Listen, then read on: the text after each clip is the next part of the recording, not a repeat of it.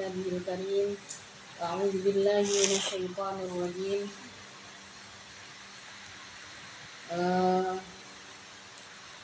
Laqad ibtaghaw fitnata min qablihim. Nggih.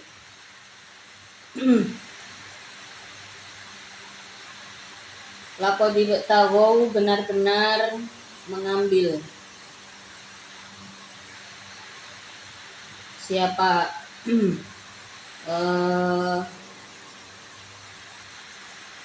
alladzina kafaru, bisa alladzina kafaru atau kembali ke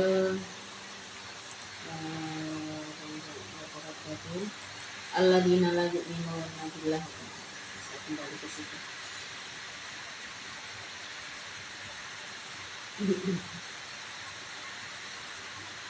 Laqad ibtaghaw, dan benar-benar mengambil siapa alladzina la yu'minun, laka bagimu, al fitnata pada fitnah.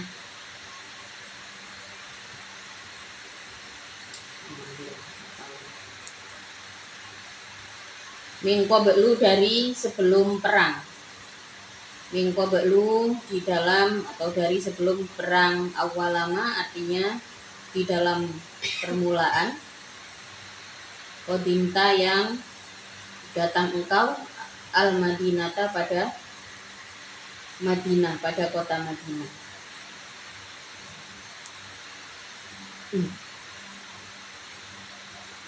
Wa qallabu, dan memindah-mindahkan siapa alladzina la yu'minun, laka bagimu, al umuro pada perkara-perkara. Ai ajalu, artinya membolak-balikkan siapa alladzina la yu'minun, al fikro pada pikiranmu, fi kaidika, di dalam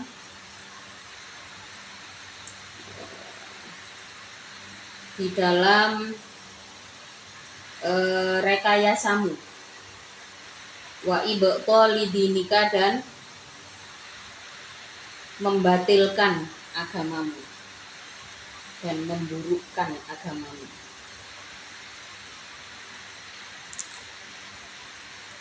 Jadi masih terhubung kemarin yang terakhir disebutkan ya, tentang alladzina la yu'minuna billahi wal yaumil akhir.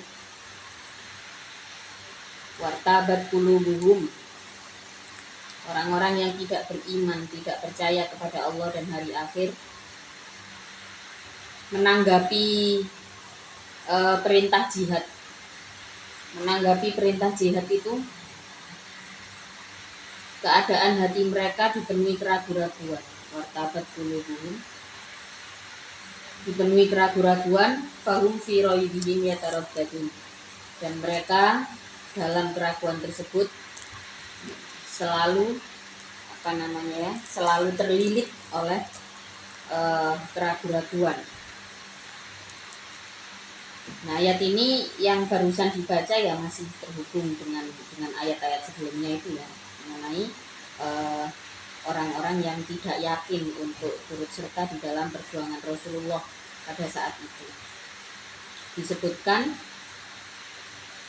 mereka dari awal kalau toh ikut, tujuannya adalah ya bahu nakumul fitnah. Mereka tujuannya adalah untuk mencari fitnah atau menjadi sumber fitnah. Banyak yang dilakukan, mulai dari nopeng gitu ya, nopeng terhadap pasukan Islam, biar dia tahu informasi, kemudian membocorkan kepada pihak musuh. Nah, itu yang dilakukan, menjadi mata-mata.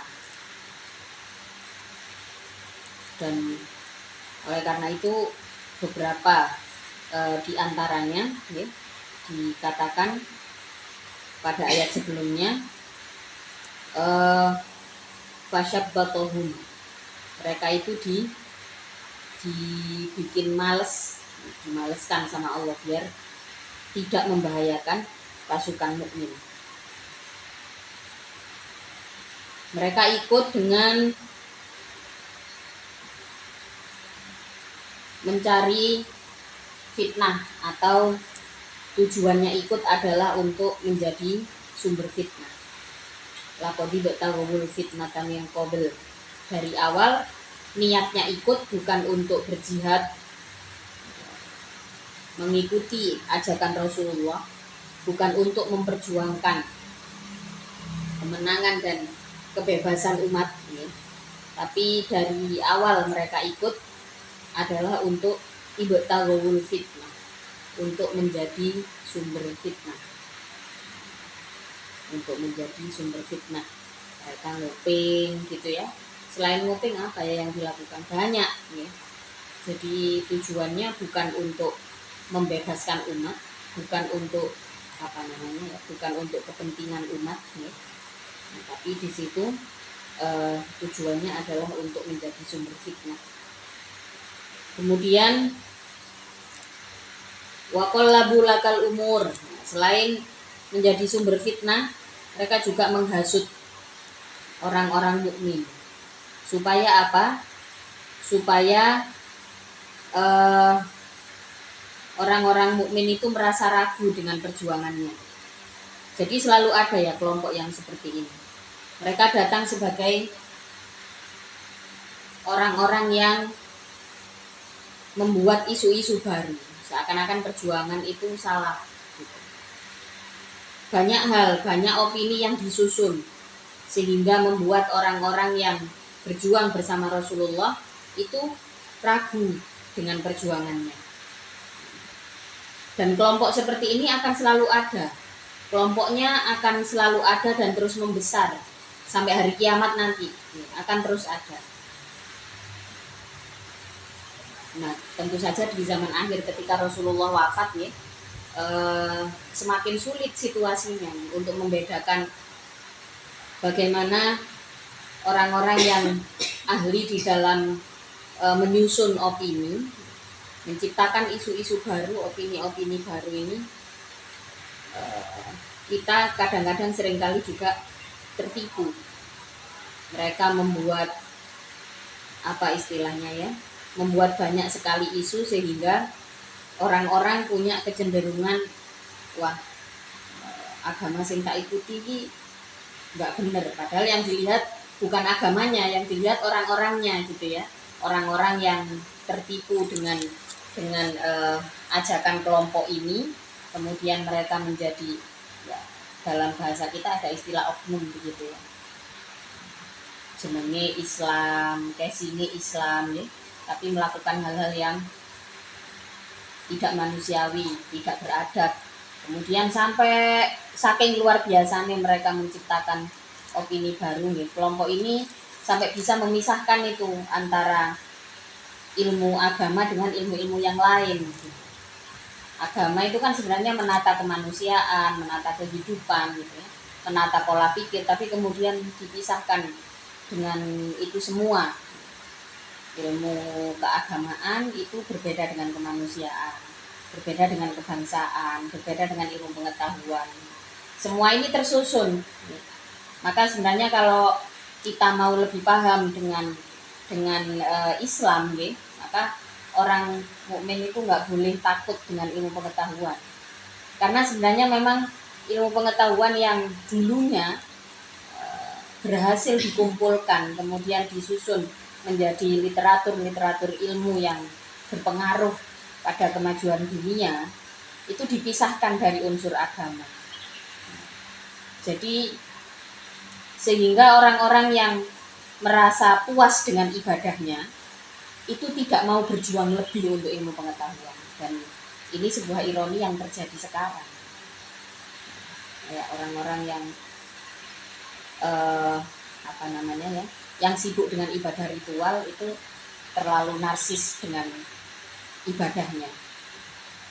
Padahal ibadah itu ya wajib. Sebagai orang Islam kan ya sholat 5 waktu wajib, puasa Ramadan wajib. Selain itu nilainya adalah sunnah.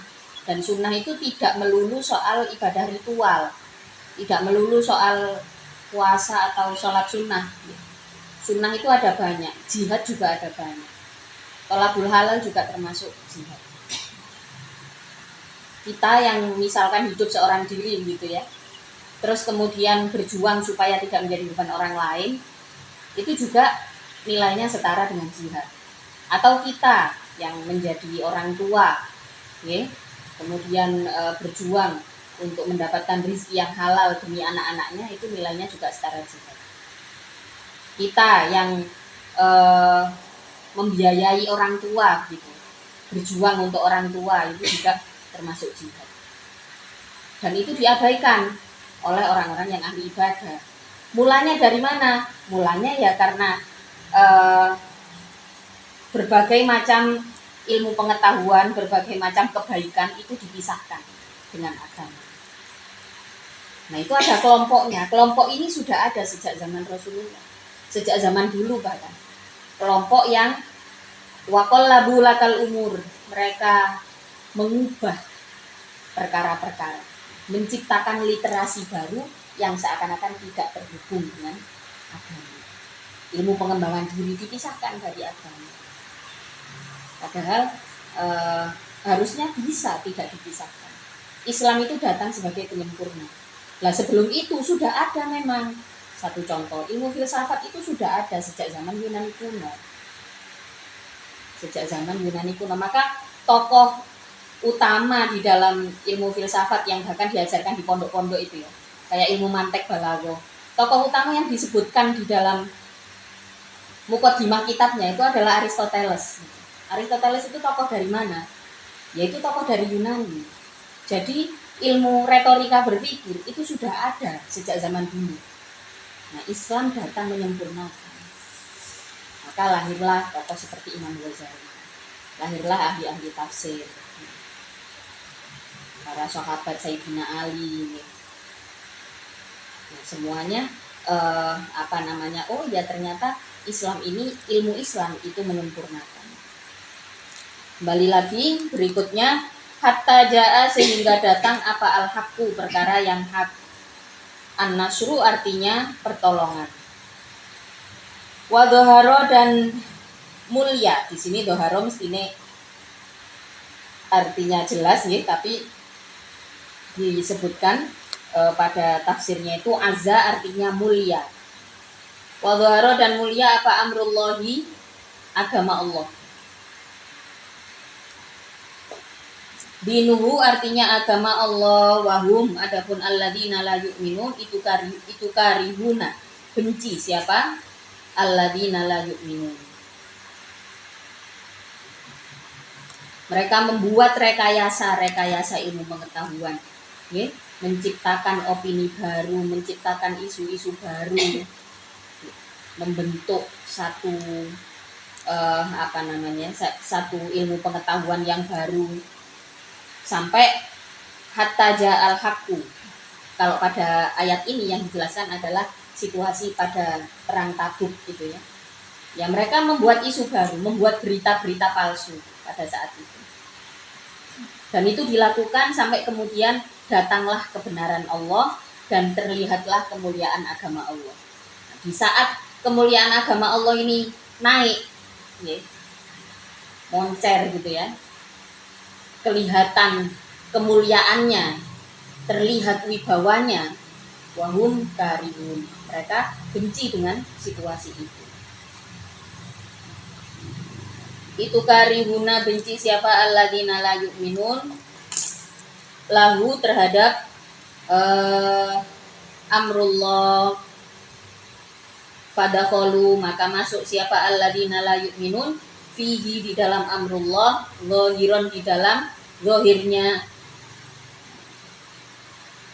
Karena kan kelompok ini selalu nyari mana yang banyak temennya. Nah, ketika agama Allah ini berada di atas, kelompok ini juga akan naik ke situ. Meskipun dengan bukan sepenuhnya acceptance ya, tidak sepenuhnya menerima. Tidak dengan penerimaan yang baik sebenarnya. Mereka terima situasi kemuliaan Islam karena nggak punya teman. Nah, itu kok Islam kelihatannya yang menjadi pemenang gitu ya pada situasi ini. Oh, jadi satu tak melok. Padahal hatinya juga nggak maunya ya macam-macam lah ya alasannya. Wa minhum, dan itu dari alladzina la yu'minun, man adapun orang yaqulu yang berkata siapa man, dan mengizinkanlah engkau li padaku fit takhallufi di dalam mengundurkan diri dari perang. Fit takhallufi di dalam mengundurkan diri dari perang. Wala taftinni, dan jangan memfitnah engkau ni padaku. Di antara mereka ada yang berkata, i'dalli wala taftinni, ya Rasul, izinkan saya untuk mengundurkan diri dari perang dan saya jangan difitnah macam-macam. Ada di antara orang-orang itu yang minta izin untuk tidak ikut, padahal cukup berdaya sebenarnya untuk ikut. Wa huwa adapun man itu al-Jaddu bin Qaisin, al-Jaddu bin Qais. Qala berkata lahu terhadap man atau itu ya, al-Jaddu bin Qais itu, siapa an-Nabi sallallahu alaihi wasallam, Nabi sallallahu alaihi wasallam, halaka, apakah itu bagimu, halaka, apakah itu bagimu, fi jaladi banil asfari, adapun kesenangan menjadi tukang pukulnya Bani Asfar.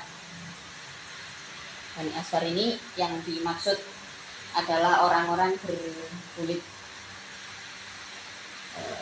kuning ya, atau sebutan orang Romawi ya, pada masa itu adalah Bani Asfar. Ini orang-orang Romawi, punya kulit yang cerah dengan rambut blondenya ya. Di zaman itu yang dihadapi adalah orang-orang Rum dengan keelokan fisiknya. Fi jaladi Banil Asfari, di dalam menjadi tukang pukulnya Bani Asfar. Maksudnya ditanya sama Rasulullah, nggak mau tak ikut serta dalam perjuangan untuk memerangi bangsa Rum, karena mereka membuat kegaduhan. Faqala, maka berkata siapa? Al-Jaddu bin Qais, ini sesungguhnya aku itu mughramun, orang yang sangat rindu atau sangat suka bin nisa'i, dengan perempuan. Nah, ini alasannya, bin nisa'i, dengan perempuan. Wa akhsha, dan takut aku, an ra'aitu, pada untuknya melihat aku, nisa abanil asfari, pada perempuan-perempuannya Bani Asfar. Allah absiru, untuknya tidak melihat aku, anhunna, dari nisa.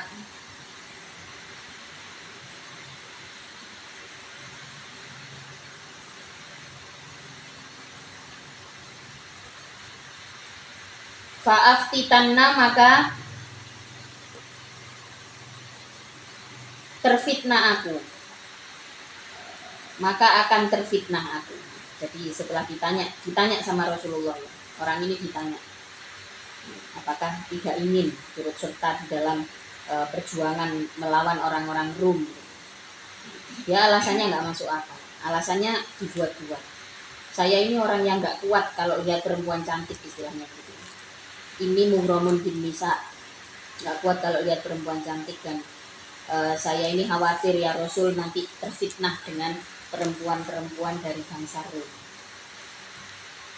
Maka kata Allah, qala, berkata siapa Allah Ta'ala, ala ingatlah fil fitnati, di dalam fitnah tersebut, sapotu, gugur siapa, sapotu, gugur siapa, alladzina la yu'minun. Jadi ada kejadian tersebut, nah, otomatis kalau dipikir-pikir, oh ya masuk akal, wis nggak apa-apa nggak ikut jihad gitu ya. Mungkin Rasulullah bisa saja begitu. Karena alasannya kayak seakan-akan masuk akal. Saya nggak ikut, takut kefitnah sama perempuan bangsa Rum. Seakan-akan alasannya benar. Kemudian turun ayat ala fil fitnati saqatu. Ingatlah bahwa orang-orang yang mengatakan terfitnah itu adalah orang-orang yang gugur. Bitaqallufi dengan mengundurkan diri. Gugur dengan pengunduran diri. Wa quri'a dan dibaca apa sakoto lafat wa quri'a dan dibaca apa sakotu apa sakoto pada lafat sakoto. Wa inna jahannama dan sesungguhnya jahannam itulah muhitun meliputi itulah muhitotun meliputi bil kafirina dengan orang-orang kafir.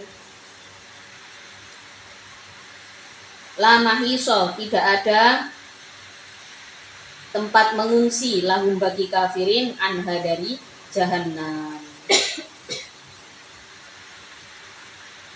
Kalau di dalam Ibnu Katsir dijelaskan yang agak panjang. Jadi apa maksud intisari daripada lafaz daripada ayat wa minhum may yaqulu dan li wala tafini ala fil fitnati saqatu. Jadi isi daripada ayat ini adalah menjelaskan ketika seseorang beralasan tidak melakukan suatu kebaikan dengan alasan menghindari satu keburukan. Nah, ini sebenarnya dia sudah dikatakan gugur dalam kedewasaan berjuang, gitu ya. Gugur di dalam kedewasaan berjuang. Jadi kan ada perintah jihad. Nah, jihad ini kan perintah untuk berjuang. Ya. Ada perintah jihad. Yang dimaklumi untuk nggak ikut adalah orang-orang sakit, ya. Orang-orang perempuan. Orang-orang perempuan tidak harus ikut karena ada tanggung jawab. Terus kemudian orang tua yang sudah lemah, apalagi yang pikun, itu yang dimaklumi. Nah kemudian kok ada orang yang fisiknya masih kuat, sebenarnya cukup mampu begitu ya. Terus kemudian diajak untuk berjihad kok nggak mau dengan alasan menghindari satu keburukan gitu, maka dia sudah gugur dalam perjuangan, sudah gugur imannya sebenarnya, tidak punya kedewasaan daya juang, boleh alasan. Jadi ayat ini tujuannya disampaikan adalah supaya kita memahami bahwa di saat ada kesempatan untuk berjuang,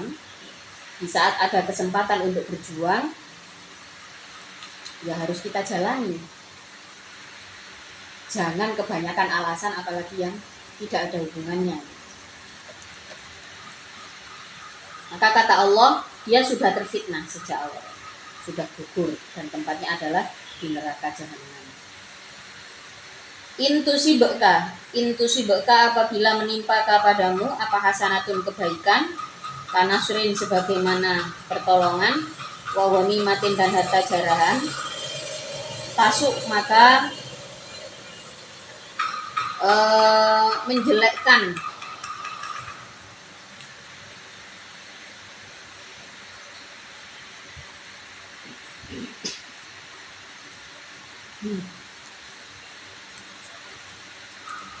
menjelekkan hasanahum pada tasuhum, maka akan memperburuk atau menjelekkan apa hasanah hum pada alladzina la yu'minun wa in tusibka hasanatun tasuhum.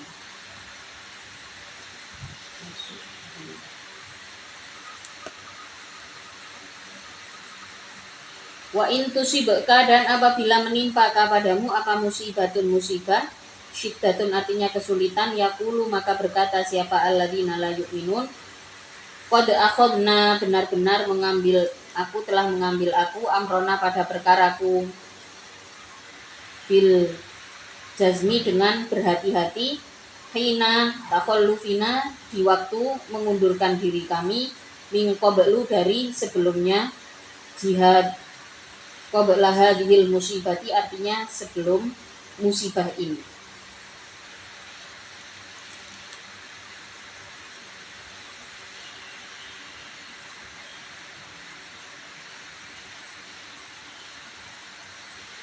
Wayatawallau dan berpaling siapa alladzina la yu'minun wahum adapun alladzina la yu'minun itu farihuna senang siapa alladzina la yu'minun bima dengan perkara asoba yang menimpa apa ma kepadamu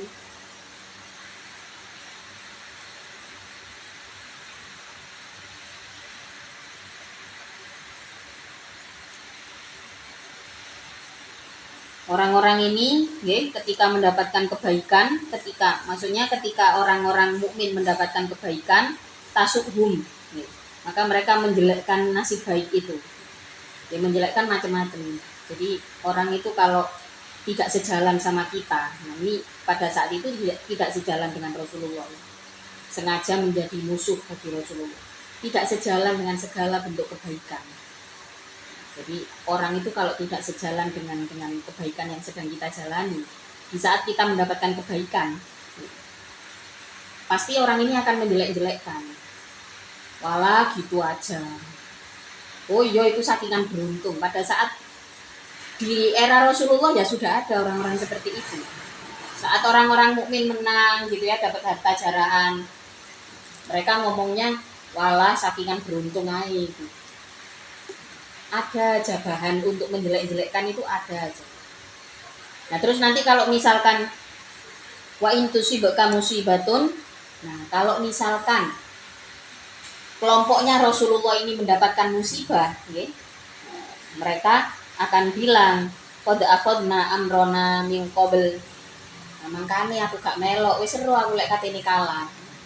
Seperti itu. Jadi kalau yang lalu saya bahas soal ketidaksanggupan berpihak.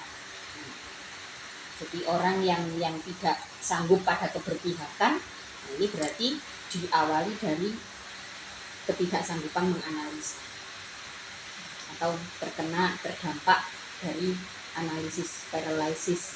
Jadi itu keengganan menganalisa menyebabkan seseorang tidak sanggup berpihak pada yang baik.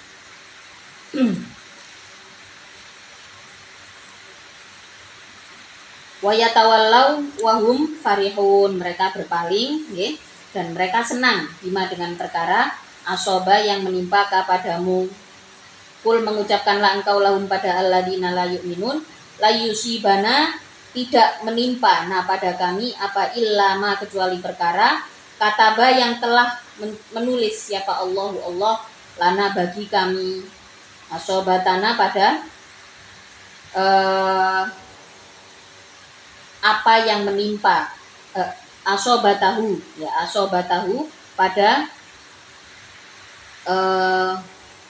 menimpanya ma wahwa adapun Allah itu maulana penolong kami nasiruna artinya penolong kami wa mutawalli umurina dan yang memerintahkan perkara-perkara kami wa 'alallahi dan atas Allah falyatawakkal maka berserah dirilah siapa al-mu'minuna orang-orang yang beriman.